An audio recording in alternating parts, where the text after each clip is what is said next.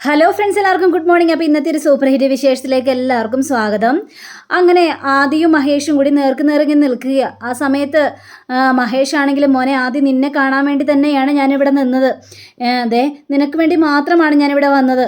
നീ എന്നോട് നേരത്തെ കളിക്കുകയും ചിരിക്കുകയും വർത്തമാനം പറയുകയും ഒക്കെ ചെയ്തില്ലേ മോനെ. ഇത് കേട്ട് കഴിഞ്ഞപ്പോഴേക്കും നിങ്ങൾ ആരാ, നിങ്ങൾ എന്തിനാ, നിങ്ങൾക്ക് ഭ്രാന്താണോ എന്നൊക്കെ ഇങ്ങനെ ചോദിക്കുകയാണ്. മോനെ നീ എന്തൊക്കെയാ മോനെ പറയുന്നത്? എനിക്ക് നിന്നെ എത്രമാത്രം ഇഷ്ടമാണെന്ന് അറിയാവോ? നിങ്ങളെന്തിനാ എന്നെ ഇഷ്ടപ്പെടുന്നത്? നിങ്ങൾക്ക് ഇഷ്ടപ്പെടാനേ നിങ്ങളുടെ രണ്ടാം കെട്ടുകാരിയായി നിങ്ങളുടെ ഭാര്യ ഉണ്ടല്ലോ. അപ്പോൾ പിന്നെ നിങ്ങൾ എന്നെ ഇഷ്ടപ്പെട്ടിട്ടൊന്നും യാതൊരു കാര്യമില്ല എന്ന് അവിടെയൊക്കെ സംസാരിക്കുക. ഇത് കേട്ട് കഴിഞ്ഞപ്പോഴേക്കും മഹേഷിന് ഭയങ്കര സങ്കടവും തോന്നുകയാണ്. മോനെ അങ്ങനെ പറയരുത്, നീ വിചാരിക്കുന്ന പോലെ ഒരു റിലേഷൻഷിപ്പ് ഞങ്ങൾ തമ്മിലില്ല. പിന്നെ ചിപ്പിക്ക് വേണ്ടി മാത്രമാണ് ഞാൻ അവരെ കല്യാണം കഴിച്ചത്, അല്ലാതെ വേറൊരു കാര്യമില്ല മോനെ. നിങ്ങൾ നോണ പറയുക, നിങ്ങൾ അഭിനയിക്കുക. നിങ്ങളൊരു കാര്യം ചെയ്യ്, നിങ്ങൾ കല്യാണം കഴിച്ചേക്കണം അവരില്ലേ, എന്താ അവരുടെ പേര്? ഓ, ഇഷിത. ആ ഇഷിതനെ നിങ്ങൾ ഉപേക്ഷിച്ചിട്ട് വാ, അതിനുശേഷം നിങ്ങളെ ഞാൻ ഡാഡി എന്ന് വിളിക്കാം. അല്ലാതെ നിങ്ങൾ എൻ്റെ മുന്നിൽ വന്നു പോകരുത്, പറഞ്ഞ മനസ്സിലായല്ലോ എന്നും പറഞ്ഞുകൊണ്ട് ഈ ആദ്യം അവിടെ നിന്ന് പോവുക. അപ്പോൾ ആദ്യം പോയി കഴിഞ്ഞപ്പോഴേക്കും മഹേഷിന് ഭയങ്കര സങ്കടവും തോന്നുക. അപ്പോൾ ഈ ഒരു കിട്ടിയ തക്ക നോക്കി തന്നെ ആകാശ് വന്നിട്ട്, അയ്യോടാ എന്തായി, നിൻ്റെ മകൻ നിന്നെ ഉമ്മ വെച്ചില്ലേ, നിൻ്റെ കൂടെ കളിച്ചില്ലേ, വർത്താനം പറഞ്ഞില്ലേ, അവൻ്റെ കയ്യിൽ നിന്ന് നല്ല നീ മേടിച്ചല്ലേ, എനിക്ക് മനസ്സിലായ കാര്യം. മോനെ മഹേഷേ, നീ എന്തൊക്കെയാ മനസ്സിൽ കരുതിയിരുന്നത്? നിൻ്റെ മകൻ വന്ന് നിന്നോട് സംസാരിക്കുകയും നിന്നെ കെട്ടിപ്പിടിക്കുകയും എല്ലാ കാര്യങ്ങളും മറന്ന് നിന്നോട് സ്നേഹം പ്രകടിപ്പിക്കുകയും ഒക്കെ ചെയ്യുമെന്ന് നീ വിചാരിച്ചല്ലേ? പക്ഷെ നടക്കില്ല. എടാ, ഞാൻ അതിന് അനുവദിക്കില്ലടാ. നിൻ്റെ മകനെ കൊണ്ട് തന്നെ നിൻ്റെ അടുത്ത് യുദ്ധം ചെയ്യിപ്പിക്കാൻ വേണ്ടിയാണ് ഞാൻ തീരുമാനിച്ചിരിക്കുന്നത്. ആ സമയത്ത് ഇങ്ങനെയൊക്കെ നടക്കോടാ? നീ ഒന്ന് ചിന്തിച്ച് നോക്ക്. ഒരിക്കലും നടക്കില്ല. നീ കണ്ടോ, ഞാൻ കളി തുടങ്ങിയിട്ടേ ഉള്ളൂ. നിൻ്റെ മകൻ തന്നെ നിന്നെ അടിക്കുന്ന ആ രംഗം ഞാൻ കണ്ണുകൾ കൊണ്ട് തന്നെ കാണോടാ എന്നും പറഞ്ഞുകൊണ്ട് ആകാശ് അവിടെ നിന്ന് പോയി നേരെ രചനയുടെ അടുത്തിരിക്കുക. അപ്പോൾ രചന കേട്ടില്ല, ഇതെന്തൊക്കെയാണ് പറയണമെന്ന് രചന കേട്ടുമില്ല. അങ്ങനെ പിന്നീട് നമ്മുടെ ചിപ്പിയും അതേപോലെ തന്നെ ഇഷിതയും കൂടി വരിക. അപ്പോൾ ഈ ഒരു ഇത് കണ്ടു കഴിഞ്ഞപ്പോഴേ കുറുക്ക് ഭയങ്കര സന്തോഷം. എന്ത് രസമാണല്ലേ എന്ന്. അപ്പോൾ ഈ ഒരു രംഗം ഇവർ രണ്ടുപേരും കൂടി മേളിൽ നിന്ന് കാണുക. അതായത് ഈ ആകാശവും അതേപോലെ തന്നെ രചനയും കൂടി ഇവർ വരുന്നത് കാണുക. ഇത് നോക്കിക്കൊണ്ട് ആരാ വന്നിരിക്കുന്നതെന്ന്. ഇനിയിപ്പോൾ ചിപ്പിയാണല്ലോ വന്നിരിക്കുന്നത്. ആകാശം, എനിക്ക് ചിപ്പി ഒന്ന് കാണണം, എൻ്റെ മോളോട് എനിക്കൊന്ന് സംസാരിക്കണം. അത് ശരി, അങ്ങോട്ട് ചെന്ന് നോക്ക്. അവളുടെ അമ്മ നിന്നെ ആട്ടിയിറക്കും. അവളുടെ അമ്മയോ? ചിപ്പിയുടെ അമ്മ ഞാനാ, അവളല്ലല്ലോ. എനിക്കതൊന്നും അറിയേണ്ട കാര്യമില്ല. എൻ്റെ മോളൊന്ന് കണ്ടാൽ മതി, എനിക്ക് സംസാരിച്ചാൽ മതി.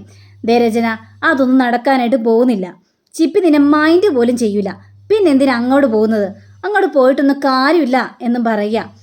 അങ്ങനെ നമ്മുടെ ചിപ്പിയാണെങ്കിൽ, അതെ ഞാൻ കളിക്കാൻ പോകണ്ടമ്മേ, എൻ്റെ കൂട്ടുകാരത്തിയാ. എൻ്റെ കൂട്ടുകാരത്തി എന്ന് പറഞ്ഞാൽ എൻ്റെ സ്കൂളിൽ പഠിക്കണതാ. ഞാൻ ഈ ചേച്ചിയോടൊപ്പം കളിക്കാൻ പോവാമെന്നും പറഞ്ഞുകൊണ്ട് ചിപ്പിയാണെങ്കിൽ ആ കൊച്ചിനായിട്ട് കളിക്കാനായിട്ട് പോവുക. അപ്പോൾ നമ്മുടെ ഇഷിതയാണെങ്കിൽ, എങ്കിൽ പിന്നെ ഇവിടേക്കൊന്ന് കാഴ്ചയൊക്കെ കണ്ടേക്കാം എന്ന് ചിന്തിച്ച് അവിടെ മൊത്തം ഇങ്ങനെ കാഴ്ചയൊക്കെ കണ്ട് നിൽക്കുമ്പോഴാണ് ആദ്യം അവിടെ നിൽക്കുന്നത്. അപ്പോൾ ആദ്യയെ ഇഷാദായിട്ടല്ലേ നമ്മുടെ ഇഷിതയ്ക്ക് തിരിച്ചറിയുള്ളൂ. ദൈവമേ, അത് ഇഷാദല്ലേ എന്നൊക്കെ ചിന്തിച്ച് പഴയ കാര്യങ്ങളെല്ലാം ഓർത്തെടുക്കുകയാണ് നമ്മുടെ ഇഷിത.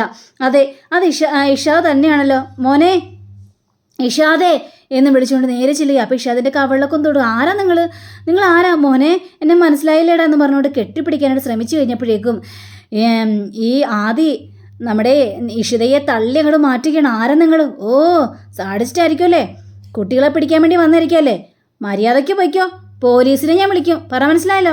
ഇവരെന്ത് കാണിക്കുന്നത് എന്നും പറഞ്ഞുകൊണ്ട് ഇഷിതയെ തള്ളി തെറിപ്പിച്ചിട്ട് നമ്മുടെ ഇഷാദ്, അതായത് ആദ്യം അവിടെ നിന്ന് പോവുക. അപ്പോൾ ആദ്യം അങ്ങനെ പോയി കണ്ടു കഴിഞ്ഞപ്പോഴേക്കും ഇഷിതയ്ക്ക് ഭയങ്കര സങ്കടം. ദൈവമേ, എൻ്റെ മോനെന്നെ തിരിച്ചറിയുന്നില്ലല്ലോ.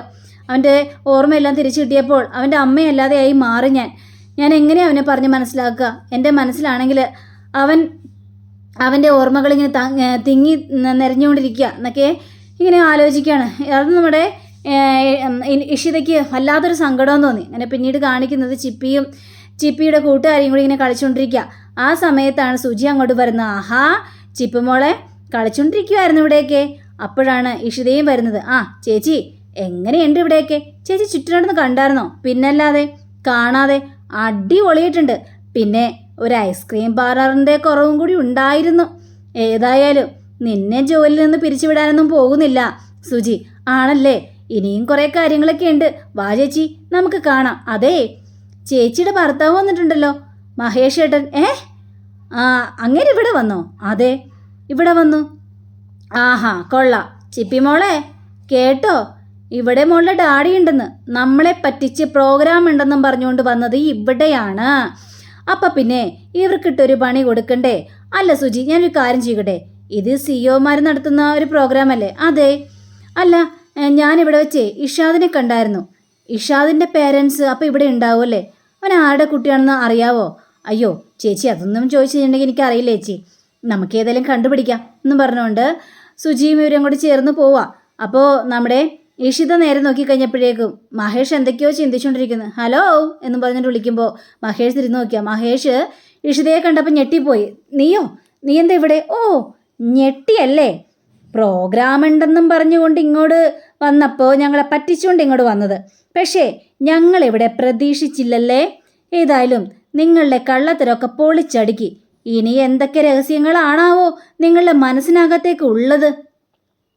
ഓ പണ്ടാരം, നിന്നോട് ആരിപ്പോൾ ഇങ്ങോട്ട് വരാൻ പറഞ്ഞത്? നീ എന്തിനാ ഇങ്ങോട്ട് വന്നത്? ആരെങ്കിലും പറയണോ? ആ പറയണം, ഞാൻ പറയണം. എങ്കിൽ പിന്നെ നിങ്ങളിവിടെ വന്ന കാര്യം എന്നോട് പറഞ്ഞോ? ഇല്ലല്ലോ. ഓ ഇത് വലിയ ശല്യമല്ലോ. ശല്യമാണ്, വേറൊരു ശല്യവും കൂടി വന്നിട്ടുണ്ട് എന്നും പറഞ്ഞുകൊണ്ട് ചിപ്പിയെ വിളിക്കുക. അപ്പം ചിപ്പി വന്നു കഴിഞ്ഞപ്പോഴേക്കും മഹേഷിന് ഭയങ്കര സന്തോഷം തോന്നി.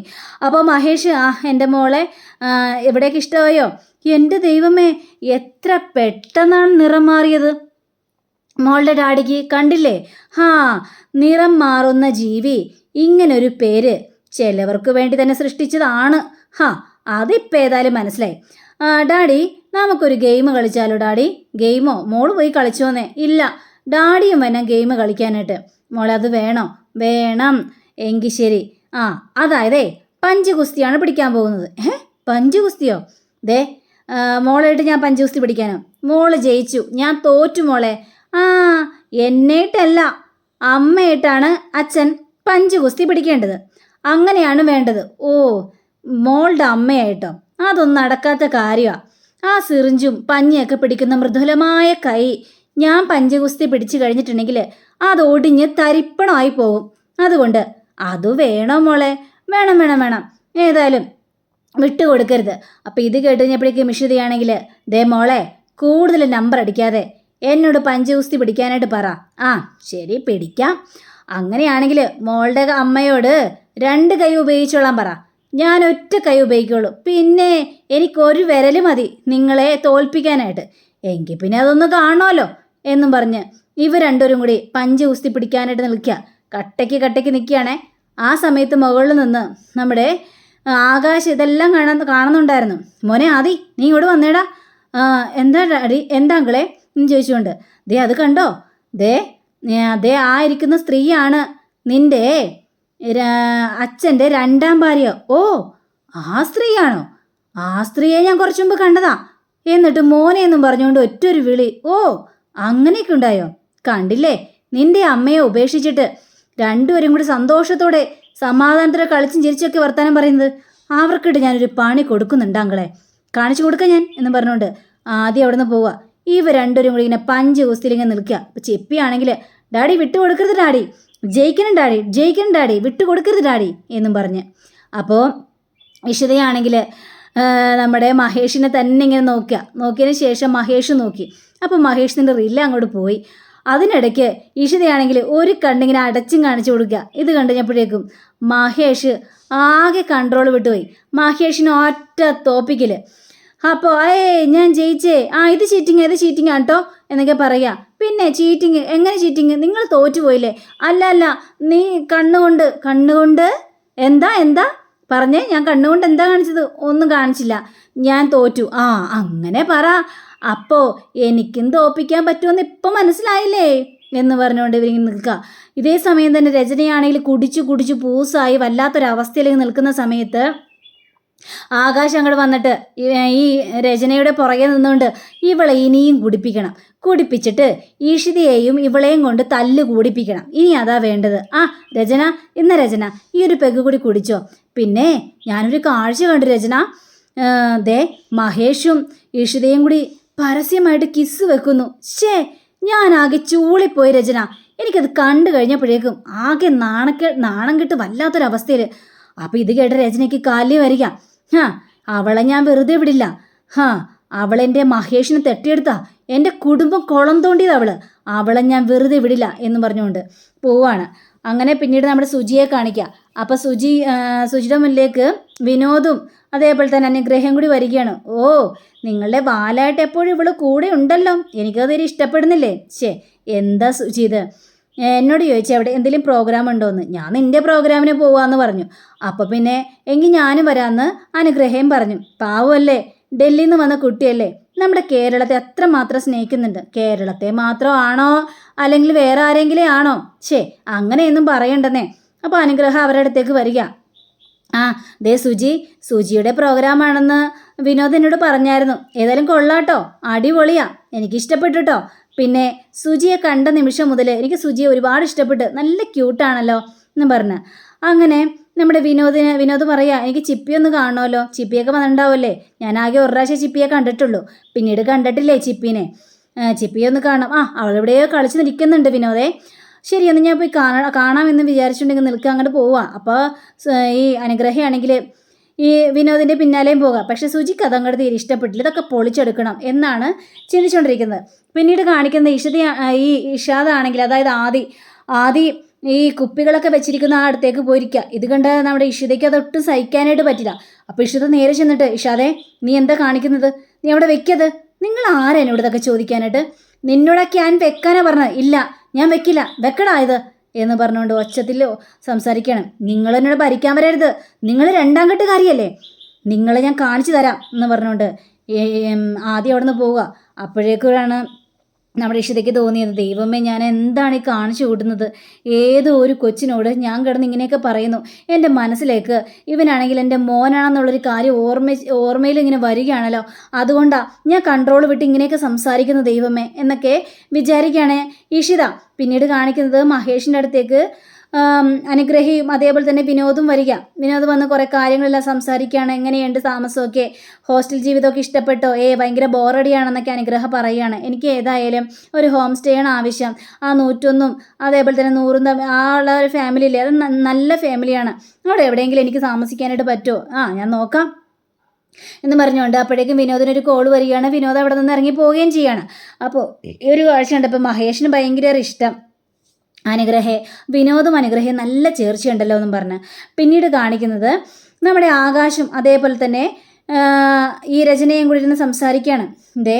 എനിക്ക് അവളെ ഇഷിതയെ കാണണം, അവളെ ഇപ്പം കണ്ടാലില്ലേ അവളെക്കിട്ട് നല്ല അടി ഞാൻ കൊടുക്കും.